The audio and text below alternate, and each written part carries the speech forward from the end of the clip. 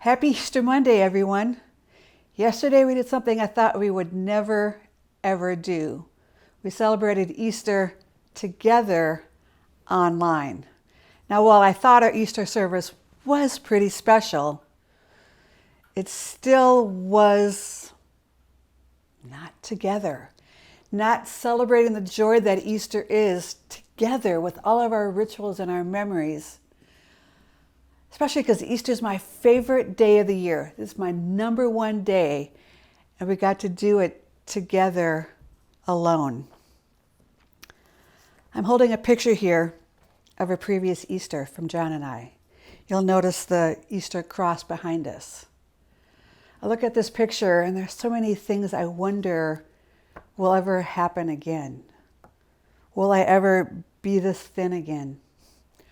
Will John ever have hair again? Okay, no, he won't. I'm adjusting still. And will we ever see this beautiful son of ours again? Look at this handsome son of ours. This is the one who believes he belongs in prison. This is the one who put himself there to protect us, to protect everybody from him. He suffers terribly from shame, particularly from childhood trauma. And I wonder if he never heals from this shame, if we will ever see him again. Happy Easter Monday, huh? Happy gray, rainy Easter Monday to you. The world has forever changed from that original Easter. Forever changed.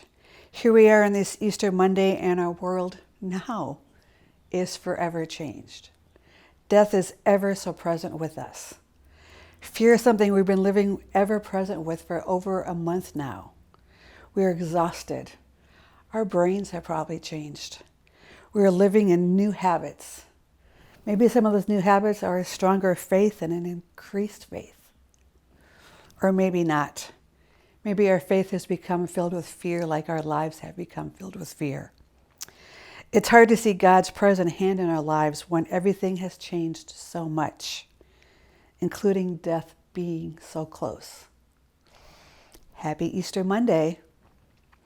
When we look at the pictures of this pandemic time in our lives, the way I look at this picture, with so much love and joy mixed with so much pain and reality. Today may be the day to journal about this real faith of yours that has been growing. You know, this real faith that is mixed with total confusion. Don't be afraid of this faith, and don't shame this faith. Faith and doubt beautifully coexist together. Journal about that. Besides, do you really think Jesus will... Besides, do you really think we will shock Jesus with how we really feel? Do you think we need to pretend that we are okay? Why are you trying to pretend with Jesus? Here's another idea. Find the one worship song and just name that one as this is your pandemic song. So yes, that means every time you hear that song, you'll be reminded of this anxiety and these emotions and how you've been feeling and how that song has stood out to you during this past month or so. But also, when we get to the other side of this, when we get into our new normal, when you hear this song, you're also going to be feeling those emotions of, yes, I have overcome, I have moved past that, I'm living into this new normal. So yes, well, this pandemic song will be a mix of pain. It'll bring back it'll trigger like those emotions you are having right now, but it will also bring you some joy that God is with you through it all, and you know it. And now that you're on the other side of it, you know it all the more so. If you have a family, take this time to create a time capsule. Janice and I have both sent all the families in the church this really fun download that we found. It's actually a really cool idea to just take some moments what this weird time is, put it in a time capsule, and bury it for a few years. Kind of cool. Are you slipping into depression? Double check with yourself if you are or not. Google the symptoms of depression, because really, it would not be unusual if you feel depressed about something over the last few weeks. Check in with yourself about your grief. Google also the symptoms of grief and the stages of grief, because we all have lost so much over the last month. Kaylee's, Isabel, and Aiden have all lost their senior year, senioritis experiences, and maybe even their graduation ceremony. We've all lost Easter Sunday service together. Some of you have lost jobs. We've all suffered so much loss. And what grief does, it says what you have lost is worth suffering through. And don't compare your suffering to someone else's, because we've all have had losses. We all feel losses. We're all working through the stages of grief. Don't be silly and don't compare your grief as something greater than mine or yours. We're all suffering losses here. At the same time, I'm going to bet for sure you've had at least 12 hysterical, joyful moments in the last month.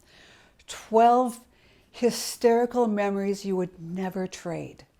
Things that never would have happened if you weren't in this really weird pandemic time. Embrace that joy. Choose that joy. Be grateful for those hysterical moments. Because we all know that gratitude changes the brain, right?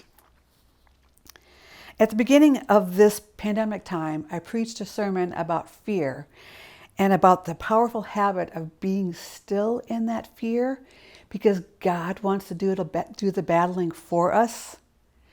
Be still and know that I am God. Well, I recently read a book, and in this book I learned that the word in Hebrew for be still is rapha. It's spelled R-A-P-H-A-H. And what that word means in Hebrew is to slacken, to think, or to relax. So in your be still moments, slacken your burdens unto God. Relax those burdens, sink those burdens, slacken your shoulders, that tension there, and release these moments to God. In those be still times, slacken.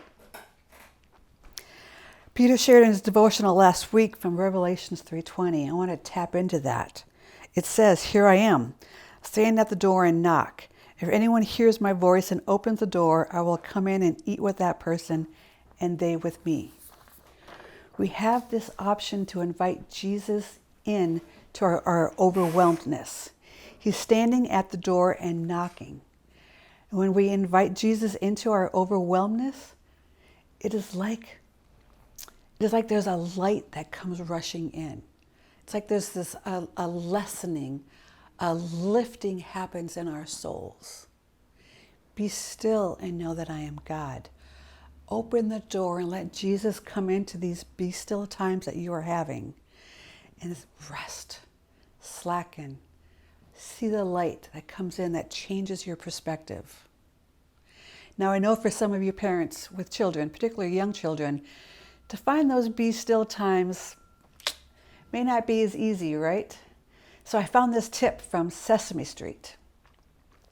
Get a big glass, fill it with water, find your be still place in your house, and tell your children that you're going to go sit down, and when this glass of water is empty, then you can interrupt me. Take your seat, drink that water, slacken your burdens, and when you get done, go back into the chaos of your children, those hysterical, wonderful moments. But for a moment there, you got to be still. Do you know what I do with this picture? I have it placed in a frame.